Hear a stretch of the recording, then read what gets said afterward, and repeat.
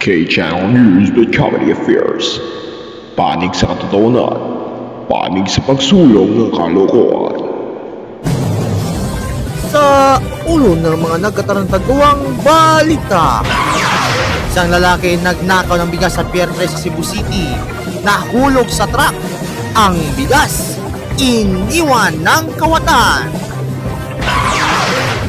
Isang motor at isang bus nagkadisgrasya sa baril. Dalawang sakay ng motor patay. Exclusive, isang batang babae sa Mandawi City kinidnap. Ang masaklap pa, sinilip ito sa pamamagitan ng isang bagay. Ilang oras matapos ang kidnapping, ang bata na iligtas na. Ang suspect timbog na, kalbo pa.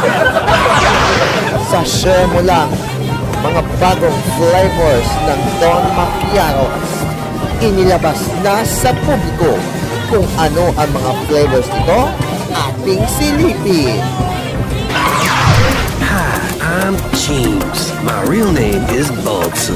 At sa Celebrity Patrol, isa sa pinakasikat na aso sa meme world na si James, pumanaw na dahil sa sakit na cancer.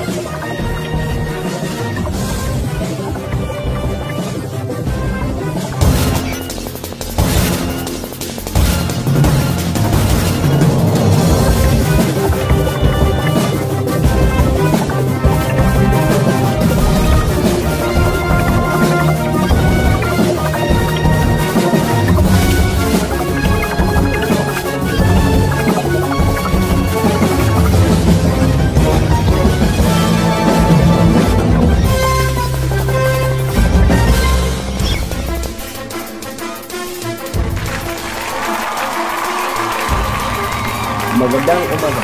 Ang hapon na video magdamag sa lahat. Ako sinatay na mahal sa siya sa panagal na panagal. Amen. Para po si Wrestler. At narito na ang unang episode ng pagbabago ng Sea Patrol ngayong 31 ng Agosto, taon 2023. Nahuli na ng pulisya ang lalaki sa video na nag-viral sa social media kamakailan lang na nagnanakaw sana ng isang sako ng bigas sa isang cargo truck sa Pier 3 sa Cebu City. Na ito ang aking report. Itong alas 9 ng umaga noong Lunes, Agosto 7, makikita sa video na bibilis na sumakay ang suspect sa tumigil na truck at sinubukang kumuha ng 50 na kilo ng bigas, ngunit natapik ito at nahulog sa kalsada. Dala ang isang sako ng bigas. Hindi mabuhat ng suspect ang supot na bigas dahil sa pananakit ng kanyang nasusugatang balikat. Ang buong eksena ay nakunan ng video mula sa isang tao nakasakay sa isang truck na sumusunod sa truck. Nahuli na ng pulisya ang lalaki sa video na nag-viral sa social media na magnanakaw sana ng isang sako ng bigas sa isang cargo truck sa Pier 3 sa Cebu City. Ngunit nahuhulog dahil hindi nagtagumpay. Ang suspect ay kinilala ng pulisya na si Gerald alias Ago Martinez Simbahon na naaresto sa bypass noong Miyerkules, Agosto 9 sa sitio Lowell, Lumahar, Barangay T. Padilla, Cebu City. Si Simbahon ay nakakulong sa Parian Police Station. Ay kinumpirma na siya ang lalaki sa viral video at ginawa. Sinabi ni Simbahon na hindi ito ang unang pagkakataon na siya ay nagnakaw at ang dahilan ay dahil sa kahirapan sa pananalapi. Sasampahan ng kaukulang kaso ng pulisya si Simbahon. Renz Hisoler, K-Channel News. Patay ang mag-ina sakay ng motorsiklo na sasagaan ng series bus sa National Highway sa Barangay Minolos, Bayan ng Barili, pasado alas 5 ng kaninang umaga, Agosto 15, 2023. At nagbabalita po si Renzo Soler. Patay ang mag-ina na sakay ng motorsiklo na ang masagasaan na ito ng series bus sa National Highway sa Barangay Minolos, Bayan ng Barili, pasado alas 5 kaninang umaga noong Agosto 15. Ang ina ay kilala bilang si Nancy Maambong na sakay ng kanilang motorsiklo, habang ang driver naman ay kilala bilang si Bibi Maambong, anak ni Nancy. Sa investigasyon na isinasigawa ng Traffic Division ng Barili Police, inihayag nito na ang insidente na mabilis ang takbo ng motorsiklo habang patungo ito sa Dubanhog mula Asturias at nag-overtake. Ngunit nakasalubong nito ang Ceres bus. Dagdag pa ninikdikan gulat ang driver ng Ceres bus na kilala sa pangalang Roldan Sesos nang makitang papalapit sa kanya ang motorsiklo at sinabing napakabilis ito. Katunayan, sinubukan umanong iwasan ng bus ang motorsiklo, ngunit nabangga ito. Ang bus ay napunta sa Cebu City mula sa Molboal. Dahil sa impact na itulak ang motorsiklo sa harap ng Ceres bus. Napakalaban ng pulisya na wala silang nakitang papel o dokumento sa motorsiklo at wala rin silang nakitang lisensya mula sa driver. Nalaman lamang ito ng mga nakakaalam at nakasaksi sa aksidente. Nasa kustudiya na ng pulisya ang driver ng Ceres bus at handang makipag-unayan ang pamunuan ng Ceres bus sa pulisya hinggil sa insidente. Renzi Soler, K-Channel News. Batang babae na half Korean nakidnap sa Mandawi City at ilang oras lang matapos na naganap ang kidnapping ay natuntun naman ito ng otoridad at tinuluyan ng suspect. Ligtas ang bata sa kamay ng otoridad mula sa suspect. Panoorin sa isa sa mga balita na ito mula sa 24 oras ng GMA News dito sa CFA Show Exclusive.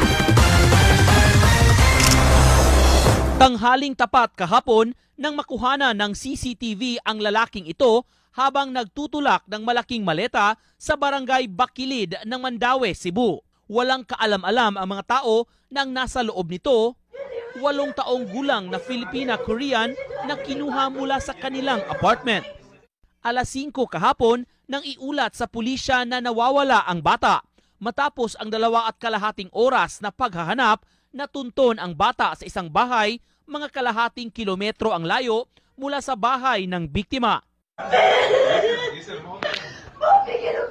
Agad pinatingnan sa doktor ang bata na isa sa ilalim din sa psychosocial intervention. Tuloy naman ang pag-imbestiga sa suspect na si Godiflor Rama, 32 anyos na taga Bukidnon at caretaker ng tinitirhang apartment ng pamilya ng biktima. Yung mga tao kasi, sila mismo nagsabi sa amin na may pumasok dyan sa bahay na yan, sa room na yan, nagpabili pa nga ng pagkain. Kaya doon namin na isip, doon namin nasabi na ang suspect na yun ay nandun na siya. Nandun siya sa loob. Kaya nung nagpabili siya ng pagkain, sinundan na namin. Ayon sa suspect, nais lang niyang maghiganti sa pamilya ng bata. Lagi raw kasi siyang sinisisi sa mga nawawalang gamit sa kanilang bahay. Naging malapit na daw siya sa bata at plano lang daw niya talaga ang pagsoli nito matapos ang 6 na oras. Humingi ng tawad si Rama sa kanyang nagawa. Maghinaot ko nga, pasayloon ko ninyo, akong nabuhat gapon, kalma, wala ko nahunag tarong, kasi maayog sa dili. Dayon, maghinaot po ko nga, di ko niyo pasakaan og kaso. Ang maletang ginamit para daw sana sa mga gamit at damit nito dahil lilipat daw siya ng i-rent na kwarto. Binusalan din niya ng packaging tape ang bibig ng bata. Hindi pa yung mangunguhag basurahan, kaya nang basurahan. Apartment niya, napo may silhig po, sanginan po ko. Hindi pa mangunguhag silhig. May silhig daghan. Kaya ang sa hanger po, nagbutbut tong lula kay ganun, nagbutbut sa kuha, walang hanger. Ako gignan, butan. Ano akong nasakitan. After 6 hours, kaya magabiin mo nito, abot na gabi eh. Pagkagabi, ako nang uli. Nakakulong na ang suspect na nakatakdang sampahan ng kasong kidnapping at serious illegal detention.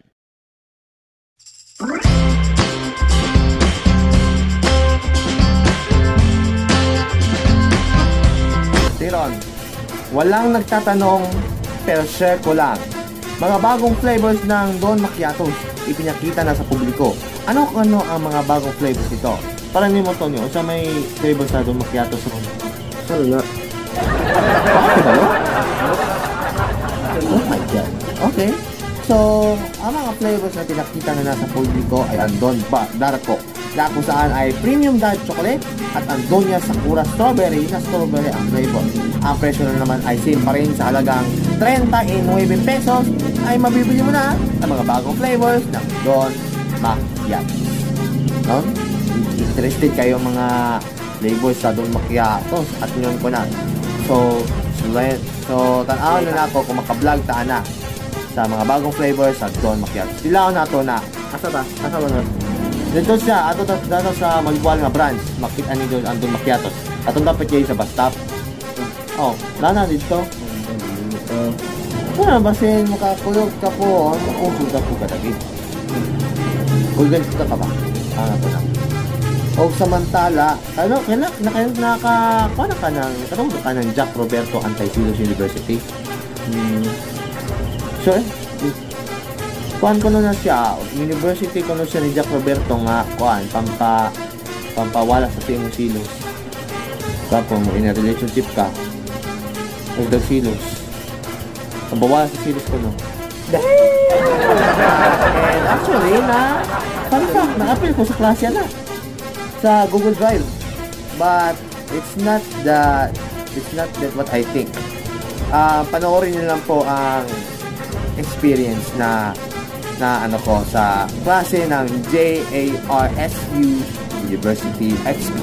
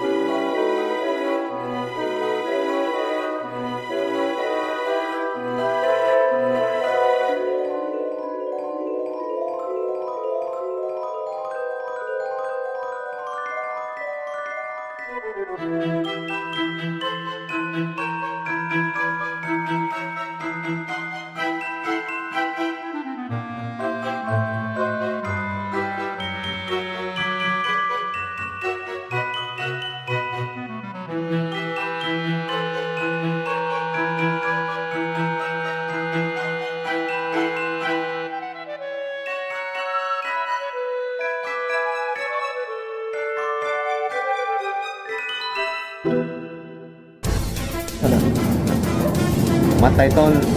Pagtanaw ako sa experience ako sa kwan ba. Na may buong ko dito nga nag-play na po ama namin kwan dito. Ama namin ni misa kali. Ipili lang misa sa among kwan meeting klase sa Antisilos. Na fun fact. Nag-play ball.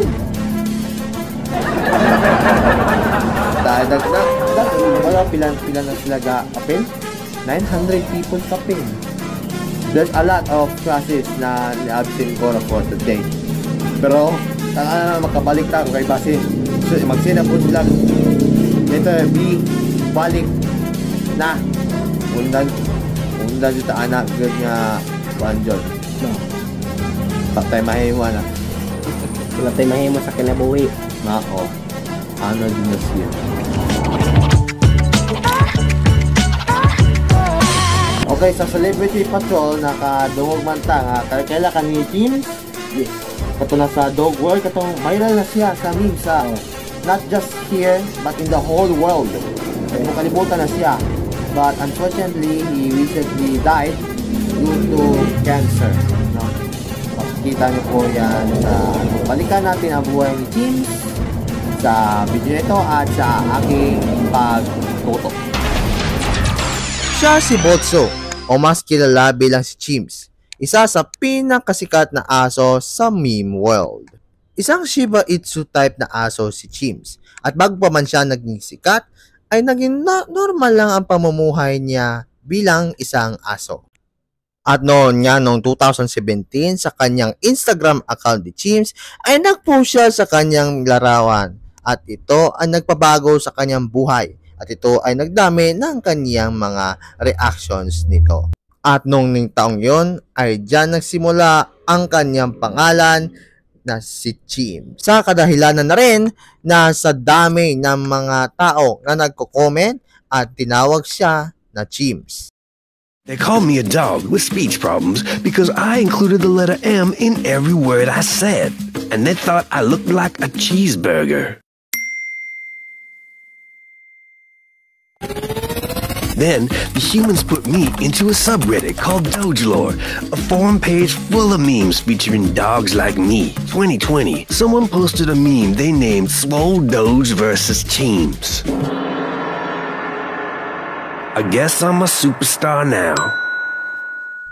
Kahit naman sa kanyang kasikatan sa mundo ng mga memes, ay napanatili pa rin niya ang normal niyang mga gawain at sa pagiging normal niya sa pagiging aso sa tulong ng kanyang amo. Katulad ng stretching, pagtutulog at sinasabing pag-pet walking niya kasama ang kanyang amo sa labas. 即係 online 嘅嘢就有得我 manage 就 OK 係。由一隻好普通嘅柴犬啦，變到咁多 Teams 嘅 fans 幫佢整一啲 meme 嘅圖啊，咁又即係咁中意佢啊，咁我覺得成件事係好唔真實嘅，到而家都係叫做明白少少，我諗都用咗半年左右啊。初頭係有啲handle 唔到嘅。因為由可能30-40K 咁去到而家差唔多400K 咁樣啦。因為佢啲 fans 其實主要就係美國啊、墨西哥啊，即係個時區嗰個地域唔一樣。咁可能我要夜晚11點開始咁去到2-3點咁樣咯，係啊。特登 DM 你，特登 create 佢哋 own 嘅 Teams meme 嘅時候，即係你都要俾心機覆下佢哋咁樣咯。試過有啲 fans 就要求我影波子嘅腳仔嘅相俾佢咯。呢啲有啲有啲古怪，我就冇覆到啦。咁或者有啲 fans 就3-4點 video call 嚟咯。有一個特別深刻嘅咧，就係喺墨西哥有一個男仔，咁佢就佢係患 cancer， 咁就佢手術成功咗之後，佢就將自己同 James 嗰張相 key 埋一齊，就話自己手術成功咁樣。係有啲奇怪㗎，即係我都唔明點解我隻狗要做一個有語言障礙嘅狗啊！即係個俾人設定個 character， 但係慢慢接受咯咁樣咯，同埋即係因為全世界嘅 fans 都咁中意你隻狗，但係即係我之後了解到其實喺佢 meme 嗰啲圖入邊係帶到俾人好多歡樂嘅時候，我就覺得即係其實真係冇乜所謂咯，俾人笑下到。Tinanong ito kung sino ang best friend ni James, at ang sagot niya, My best friend is a Pekingese. She's so pretty. Kahit man sa kanyang pagpanaw dahil sa cancer, his memes and legacy will still go on. Salamat sa pagpapatawa at pagbabahagi sa mundo ng memes. Renz Hisler, K-Channel News. Samantala po, umano na po ang isa sa mga pinaka-respetado at veteranong anchor sa 24 oras ang nag-iisang Mike Enriquez sa edad na 71, no? So, yan, ikuan kayo na sa si Mike. So, gikan from sa pagkabata, yun, paano yun naman na to si Mike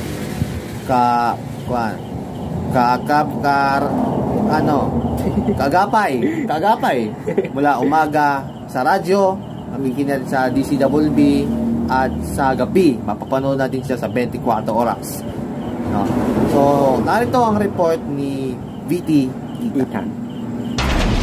Veteranong mamahayag na si Mike Enriquez pumanaw na sa edad na 71. Maluhang kinumpirman ni GMA 24 Oras anchor na si Mel Tiangco ang pagpanaw ng veteranong broadcaster na si Mike Enriquez. Bago matapos ang kanilang programa, lubos nagpapasalamat at nagbigay pugay sa pamamagitan ng isang video tribute ang mga kasamahan ni Enriquez sa trabaho. Si Mike Enriquez ay isang Pilipinong mamahayag sa radyo at telebisyon, isa siya sa mga anchor ng 24 oras ng GMA Network at host ng radio program ng Super Balita sa umaga nationwide at saksi sa Double B ng Super Radio DZBB. Nagsimula si Enriquez sa kanyang karera sa pamamahayag bilang isang radio reporter para sa DZRH noong 1972. Sumali siya sa GMA Network noong 1974 bilang isang newscaster at reporter. Siya ay naging angkras ng 24 oras noong 1982 at siya ay nag-host ng programang ito mula noon. Si Enriquez ay kilalang radio commentator. Siya ang naging host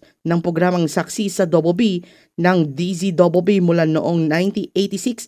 Ang programa ay kilala sa mga matinding panayam at pagsusuri ng mga kasalukuyang pangyayari. Nakamit ni Enriquez ang maraming parangal para sa kanyang trabaho sa pamamahayag. Siya ay itinanghal na Best Newscaster ng Philippine Movie Press Club or PMPC. Nang 10 beses siya rin ang tumanggap ng PMPC Lifetime Achievement Award. Bukod sa kanyang trabaho sa pamamahayag ni Enriquez ay nakaroon din ng mga panggap sa ilang mga pelikula at palabas sa telebisyon na siya rin ang sumulat ng isang aklat na Mike Enriquez, ang tao at ang kanyang palalakbay. Nakilala rin si Enriquez sa kanyang sikat na Excuse Me Po. Excuse me po. Hindi po yung coronavirus, ng coronavirus. Si Enriquez ay 71 years old at kanyang pagpanaw ay nagdulot ng kalungkutan mula sa kanyang mga kasamahan, mga kaibigan at mga tagahanga. Siya ay kinikilalang isa sa mga pinaka-respetadong at influential na mamamahayag ng Pilipinas. Si Enriquez ay tatanawing may dedikasyon sa pamamahayag, may pagmamahal sa katotohanan at may paninindigan sa paglilingkod sa mga Pilipino. Ako po si Mike Enriquez, ito si Mike Enriquez, ako po si Mike Enriquez, ako po si Mike Enriquez. Ako po si Mike Enriquez, buong puso para sa Pilipino. Ito ang GMA, walang kinikilingan, walang pinoprotektahan. Yo! VT Ethan, K-Channel Bacolod. Nakikirami po ang mula dito sa amin sa CFA Show at sa K-Channel News Team sa pagpanaw ni Mike Enriquez sa pamilya at kaibigan. So, no? Condolences po. Condolence.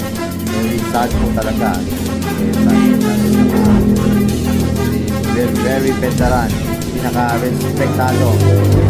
Kasi, for me, bago pa ako nag-broadcast sa dyan sa mga inspiration ko, si Sir Mike Enriquez. The way he speak, the way he, like, he's one of his famous line. Kasama rin siya sa mga, mga memes rin minsan, si Mike Enriquez. Kabantay ka sa Facebook. Ganda yun. Ano ka na sa dito? Mga pag-rap at yung favorite line. Very sad. It's not the same as it was now. So, kung wala na si Mike. So, diyan nagtatapos ang mga nagkataratag ng mga balita ngayong 31 ng Agosto taong 2023. At hope you enjoy, guys. Kung na-enjoy kayo, just click the like and subscribe button and share the video and para gusto ng iba. Ay kalagi first time na daw yung pagbagong sipat. So mag-inainay sabi mo o adjustment sa change. Mula dito sa aming tindahan dahil sa aming studio natutulog pa ang aking nanay. Diyan nakakita kami yung mga balita. Umaga. Ako gabi naabot na lang kong intro. Magandang umaga. Magandang araw gabi sa lahat. Tatani.